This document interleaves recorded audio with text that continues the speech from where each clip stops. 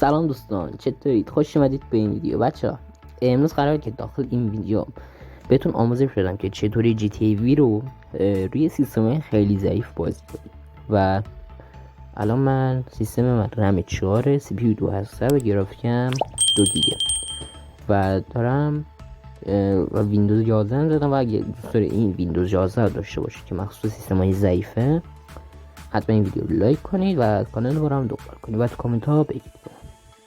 و امروز قراره که بهتون آموزش بدم چطور جی تی ای وی رو تو سیستم خیلی ضعیف بازی کنید و حتی بدون لگ. و این فقط یه روش داره، نمیدونم حالا چند روش تو اینترنت هم هست، خب ولی من اون رو نرفتم تست کنم، ولی این روشش به نظرم بهتره. شما اول جی تی ای وی تون اجرا میکنید، بعد اینکه اجرا کنید میبندید داخل فایل داکیومنت راکستار گیمز پوشه ساخته میشه و جی تی ای وی میزنید اینجا. خب اینجا یه پوش هست به نام ستینگ. خب بزنید بهتونش راکستار گیم جی تی ای وی، اینجا یه پوشه به نام ستینگ هست و اینو میزنید. حالا چون که ویدیو زیاده میزنم ادیت. خب اینجا ادیت رو میزنید و اینجا مهمترین بخش.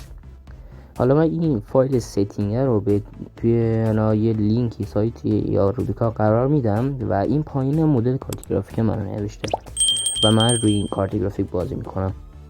اینجا گرافیکم روی رزولوشن میذاره 800 و اینجا که هرچی اعداد هست رو میذارید 0.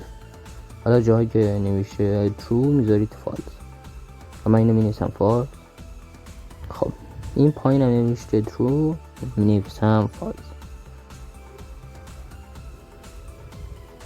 بعد اینکه زدم اینجا میبینی اعداد داره. خب حتما اون چیزایی که شادو داره، خب بعد اینا رو آف کنید، بذارید 0 و نذارید مثلا هر عددی که هر عدد بالاتر بذارید گرافیک بهتر میشه، بالاتر میره و لگ میزنید و اونا رو بزنید و این تاریخ ایکس رو بذارید همون 2 بمونه، کاری نشه. اینجا شادو کوالیتی حتما هم بذارید 0، مهمه. خب وقتی گذاشتید دیگه همین، اینو لینکش رو قرار میدم، حتما برید دانلودش کنید و حالا از همین ستینگ یه دونه بکاپ بگیرید دیگه، اگه بازیتون خراب شد دیگه درست بشه. و اون پایین مدل کارت گرافیک و مدل کارت گرافیک خودتون رو بزنید که مال منو پاک کنید و مال خودتون. امیدوارم از ویدیو خوشتون باشه. لایک و دنبال کامنت فراموش. دوستتون دارم و تا ویدیوی بعدی خدا نگهدار.